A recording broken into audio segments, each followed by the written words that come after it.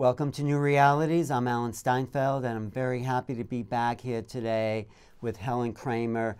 She has such insights into the human experience that I appreciate what you have to say. Thank you, and I appreciate always being with you, always. Thank you, Helen. The main topic of this show, I feel, is intimacy and why people have such a hard time in relationships. So why? How come we can't just know each other? Why do we have all this stuff between getting to know who I am, who you are? Why is divorce rate so high? Well, it's a very complicated area. Mm-hmm. And so one of the issues that I find that is a big stumbling block to attaining and maintaining satisfying intimacy is that in our culture, we're hypnotized into believing that romantic love is the do-over. And by that I mean, if we didn't get all the love and nurturance and affirmation that we needed from our parents to feel good about ourselves, all the romantic songs and movies, you know, you're nobody till somebody loves you, what a horrible message. So we're looking for that feeling that we're lovable and that we're worthy and that we're good. And but what's wrong with that? I think if let's say we haven't gotten that from our parents, we need to get it from somebody. So we're looking for someone to make us feel good about ourselves. Yes. And that's a disaster for relationships, right? Well, see, the problem is that we don't really know why we don't feel good. And we think it's maybe we're too fat, we don't have enough money, whatever it is, and we have all these assumptions about ourselves, and if we fix that, we'll be more lovable. The reason we don't feel lovable is because our parents weren't loved unconditionally, and then they couldn't love us unconditionally. And so if you have a mother that's depressed and you're an infant and your depressed mother picks you up and you don't feel any connection, it feels painful. Right. Or if she can't come over and play with you. So as the child, you feel helpless, and the discrepancy between the power you feel and the power you associate with your mother, it's a perception, it's not a thought because you're not even thinking, is that our parents are so powerful, they could love us if we were really lovable. That's a really good point, because since they don't love us the way we think we should be loved, therefore don't feel lovable. It's not even thinking, it's what we need. Think of a little infant. They need to be held with warmth. They need a mother that can resonate with them. Oh, he's crying because he's hungry. Oh no, he's crying because he's tired. We need that kind of intimate involvement. We need it. It's a physiological necessity. Right. So if we don't feel lovable as a child, it seems like nothing we do could make us feel lovable. Right. So all of our addictions and obsessions and compulsions are trying to feel that we're good enough. The Duchess of Windsor said, you can never be too thin or too rich, which means you can never be good enough. That's right. So we can never be good enough. How do we ever get the relationship that's satisfying? Okay. So what happens is, you know my work. I always say that every behavior has a positive intent, even though it might not have a positive outcome. I think that's a really important key to Helen's work, is that whatever we do it for a positive intent, even if it looks angry or distant or whatever. But yeah, continue, please. So let's say you're working yourself to death, but your positive intent is to feel that you're good enough, or you have an addiction. You overeat because when you feel anxious or lonely, you're trying to fill yourself up.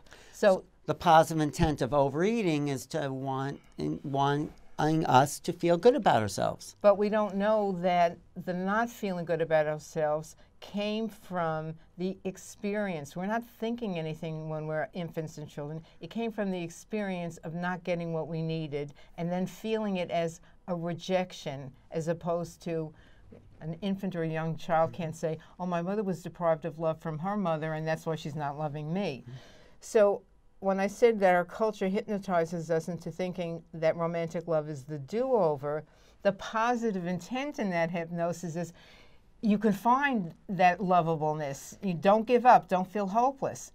But because it's something that's really undoable in a relationship, because so you get two people and they're both feeling that they're unlovable. Right. And it gets complicated because nature plays a little trick on us. When we first have that falling in love feeling, nature wants us to procreate so our species will survive. So we produce dopamine and we're euphoric and we have all these feel-good chemicals. And then what happens is when those chemicals wane, we go back to feeling nervous about who we are, and then we start distorting the other person. So they're tired and they want to go to sleep, but we want to have sex. Now we're being rejected by them instead of seeing them as just being tired. All right. So this is the problem. So you've laid out this situation. Well, it's even more complicated than that. Okay. Because, and maybe you and I can explore something in our relationship that would. Great. Everybody has a relationship with everyone else. So, but you've just named what was wrong. Now, how do we make it right? How do we become lovable? How do we feel lovable about ourselves? That's what I was getting to. Okay, good. That's my positive intent. Okay, yes, okay. So what I believe is that we all need some supportive relationship. It could be whatever you call a mentor, a guru, or a therapist, or whatever. You know, I call myself an educator. We all need to get that unconditional love from somebody other than a romantic partner, because if we try to get it from a romantic partner, we're recreating a parent-child relationship. So then we over-empower them. They're the ones that have the power to redeem us and make us feel lovable. They're looking for their redemption, and it's a burden that will overwhelm any relationship. But isn't this why we have romantic relationships, so we can get the love No. we want? That's not why we. That's not. No. I thought that's my problem. Okay. No. So why do we? I mean, why would you? Yeah. Why would we want? I'm all for every kind of relationship. Okay. But it has to be in a context in which it can work. Whether it's good friendships or romantic relationships, it's to have fun, to enjoy each other, to be able, in a good relationship. You know, if we were a couple, we would enjoy loving each other. But but if you don't come feeling lovable, if you're not loving me in the moment, you're preoccupied, and then I start to feel rejected, then I shut down, and you see me shut down, you don't know why I'm shut down. And so we ping pong with each other. Right. And one of the things that that we know from animals, if you see a predator come into a herd of animals, they signal each other to flee quickly. Fear is easily transmitted. So if you're afraid that I'm not being loving to you, yes, and you go into your fear mode, your brain's going to signal me to go into my fear mode, and then we have what I call a downward spiral. We have two people in fear, and also them reacting to each other, pushing each other away. And what's the fear about, though? The fear of rejection. Oh, so if I'm okay. So let if you don't mind, no, please, let's do it. I want to bring up something that happened between the two of us when we were meeting. Okay, so we were talking about something, and I said, shh. Right. You said, shh. And I took that very personally, like you were shutting me down. I got upset because that didn't seem respectful to me. So I reacted. Okay, and you know, and I don't know if you remember saying, you know, I'm a very sensitive person, right? And I thought, oh, right. Okay, poor Alan. No, I'm a sensitive person to. It felt violent or felt. I mean, this is my projection, probably based on my childhood, right? And that's the problem, because what happens with the brain is the brain's intention is to protect us, but it projects every fear that we had as children. So, if you know, like, man has a natural fear of snakes. If you're walking in the woods and you see a twig, you might recoil because it might be shaped like a snake. But if we keep projecting, we never have a now. And so when I was saying shush, and I know my issue here that I'm working on, okay? So when I hear somebody saying something that I know is taking them down a pathway of fear, I will also interrupt them and say, "Don't, like, I don't want you to go there. I want to tell you another way to go that will make you feel better." So I have to work with myself on not interrupting people, Right. because I get so excited. You could feel better. Just let me tell you how to feel better. I get excited and then I interrupt. So wait, I just want to say one more thing. Okay, so if you knew about positive intent, you would say, okay, Helen's saying shush. She's not assaulting me. Okay, and I have a formulation of stop, review, and reshape and replace your response. So in the moment, maybe it didn't feel good to be shushed, but to also recognize, am I in danger? And is Helen the kind of person that is so aggressive that I should feel endangered by her? And when you start to say I'm a very sensitive person, you're saying I'm a frightened person. No, well, what I'm really saying is I have a history of maybe feeling like that, shushed or something like that. And then, so how do I change that? Like you know that it's a history, it's not now. I know it's not now, but it's a reaction in the system that is automatic for me, yes. Okay, we all have them. So, and that's what we have to know. We have to know that it's an automatic reaction. It's a reflex. So in all relationships, you say something to somebody and they have some kind of reaction and then it's that downward spiral. So how do you change it? Okay, that's what I'm trying to say. Okay. Remember, when the doctor hits you under the knee with a hammer and your leg goes up, that's a reflex, okay? It's not wisdom. Your brain will spit out negative thoughts that reflect your childhood. To protect the child, yes. Okay, now you're an adult, and when those thoughts come up, you know what you do?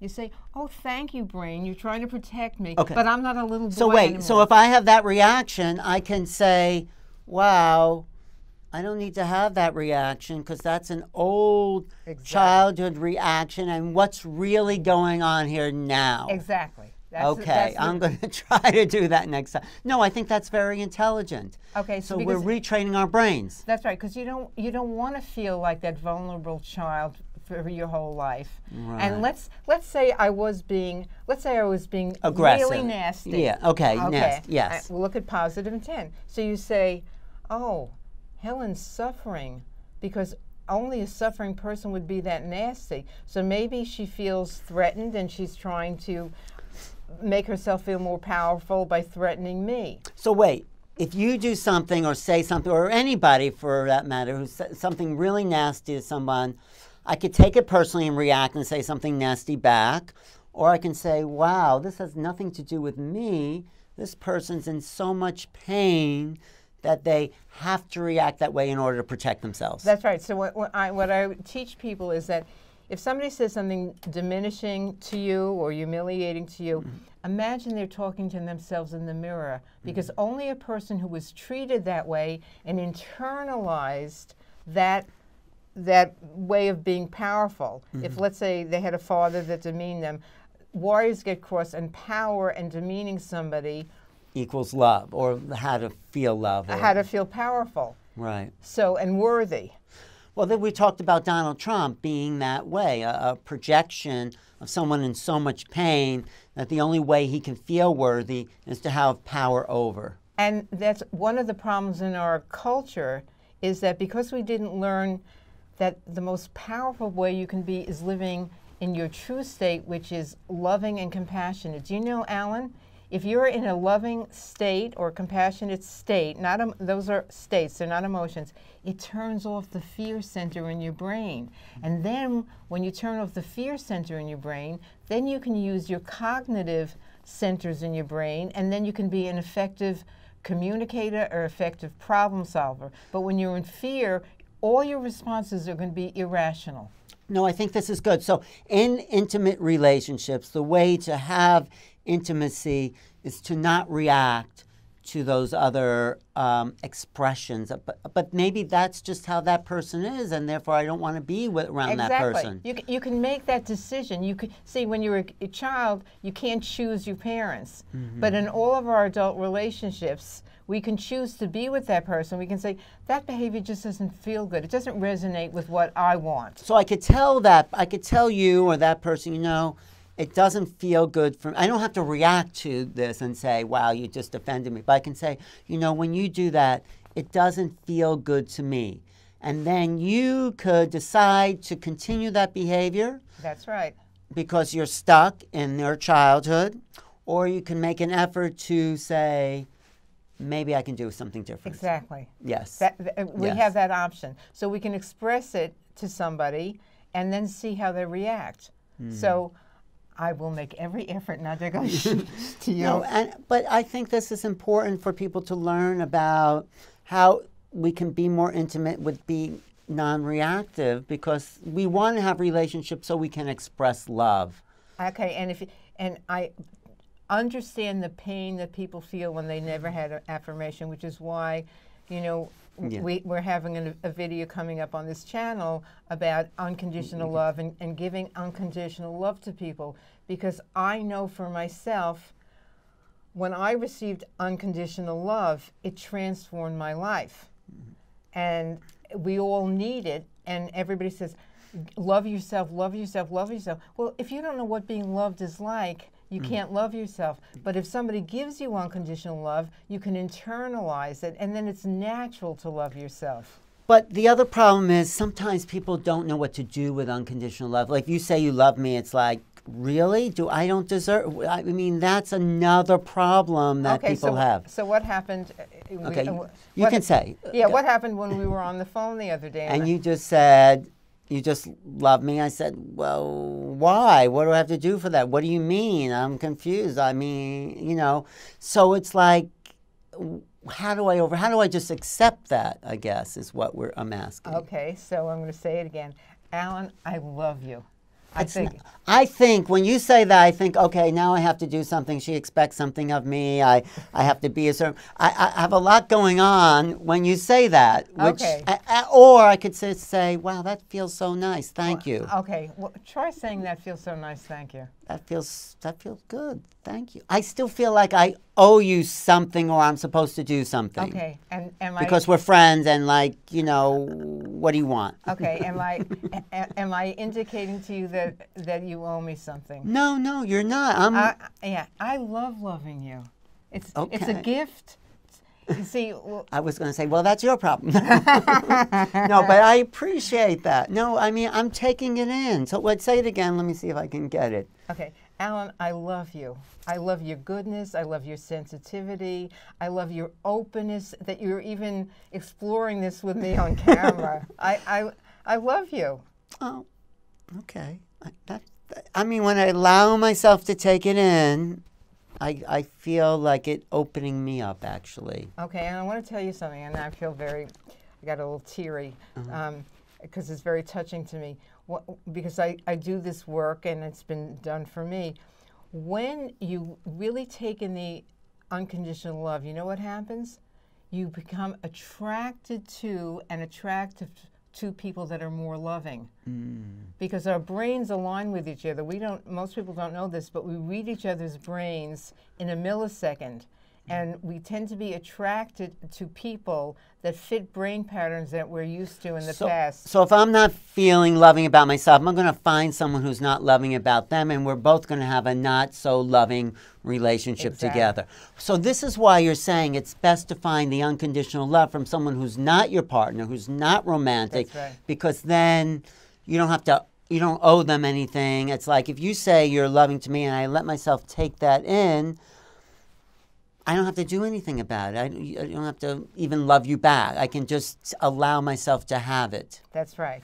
Well, that feels good. So it's a retraining. Now I understand what you mean, Helen. Yeah, and then the love, when you're not craving it, when you're not super sensitive every time you're not getting it, then the love just feels like joyous. And if the other person is in a bad mood or whatever, it doesn't matter. So if we can allow ourselves to be loved unconditionally by someone, then I expand. And then when I'm with a partner, I can be that way, but not having to have to expect that because I'm getting that from somewhere else. So.